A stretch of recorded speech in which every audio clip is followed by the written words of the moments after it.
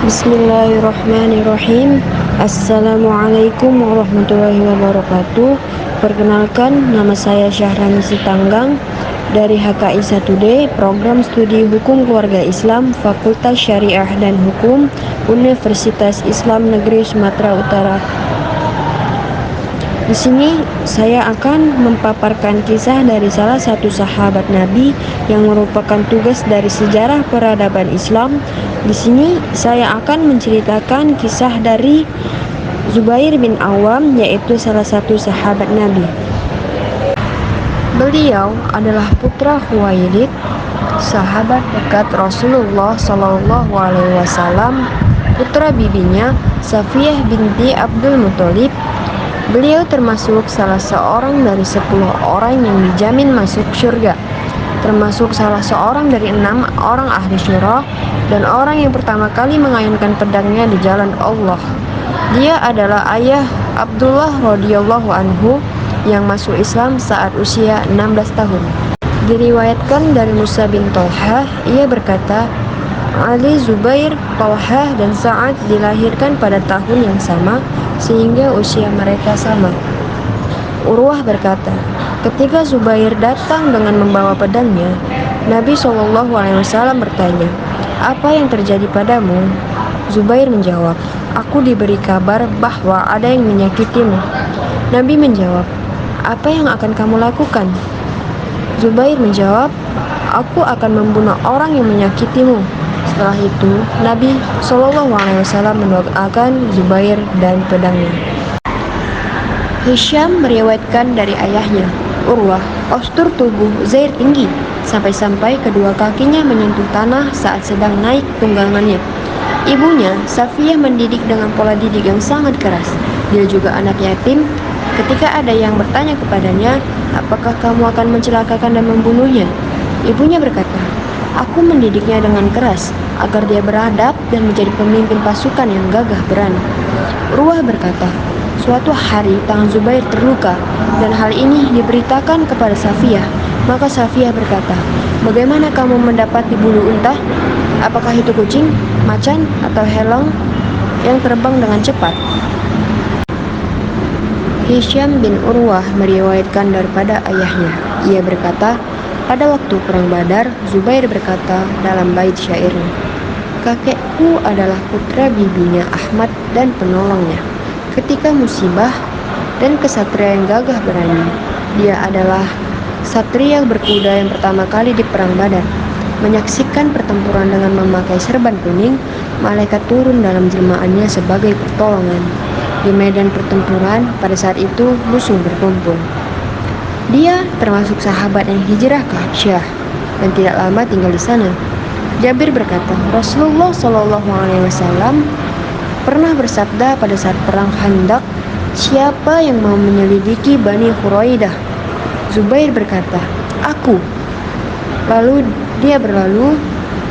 Begitu juga untuk yang ketiga kalinya, Nabi SAW pun bersabda, setiap Nabi mempunyai pengikut dan pengikutku adalah Zubair.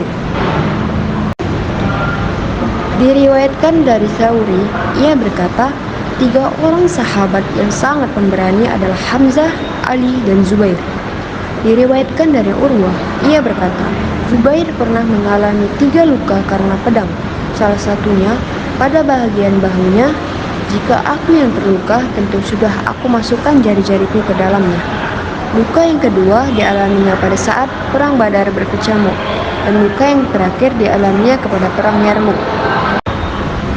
Diriwayatkan dari Marwan, ia berkata, Utsman mengalami sakit mimisan pada saat musimnya, sehingga dia tidak bisa melaksanakan ibadah haji dan berwasiat.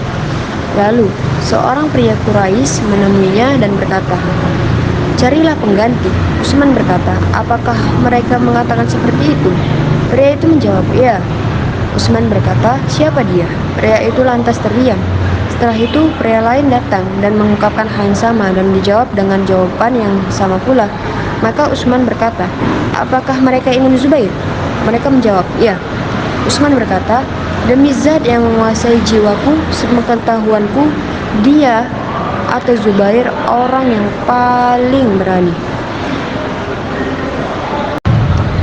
Diriwayatkan dari Abdurrahman bin Abu Layla, ia berkata, pada suatu hari Zubair menghindari dari memerangi Ali. Lalu ia bertemu dengan putranya, Abdullah. Maka Abdullah berkata padanya, "Penakut, penakut."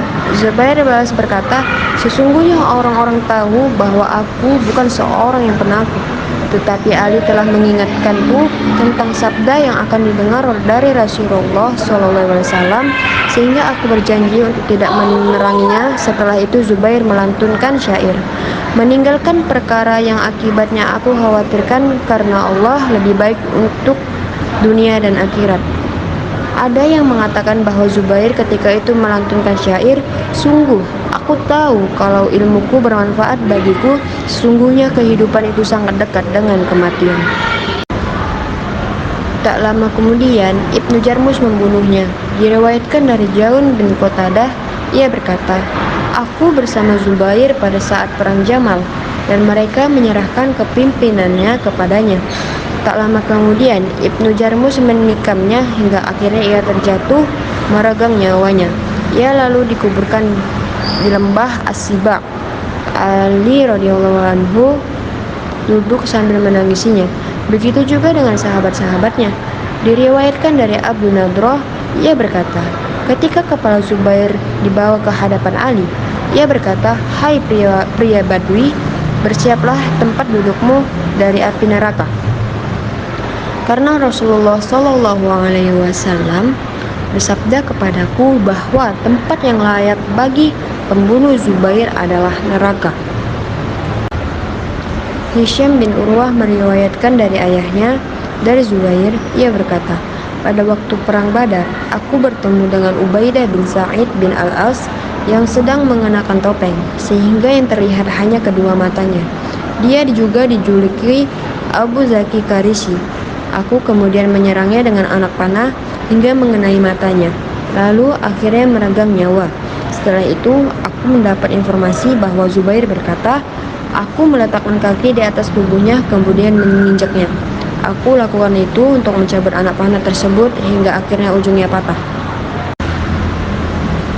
Zubair terbunuh pada tahun 36 Hijriah saat berusia sekitar 50-an tahun. Ibnu Al-Madini berkata, aku mendengar Sufyan berkata, Ibnu Jarmus datang menemui Mus'ab bin Az-Zubair, yakni pada saat ia ditunjuk menjadi gubernur Irak oleh saudaranya, Abdullah bin Az-Zubair. Lalu ia berkata, bawalah aku ke hadapan Zubair. Dia kemudian menulis permasalahan itu dan memusyawarahkannya dengan Ibnu Zubair. Ketika berita tentang kematian Zubair oleh Ibnu Jarmus sampai ke telinganya, maka mukanya langsung terlihat aneh seperti geram. Menurut aku, pembunuh Zubair ketika itu memakan kedua tangannya sendiri karena menyesal telah membunuh Zubair. Cukup sekian penjelasan dari saya tentang salah satu sahabat Nabi, Zubair bin Awam. Semoga dapat bermanfaat untuk kita semua. Wassalamualaikum warahmatullahi wabarakatuh.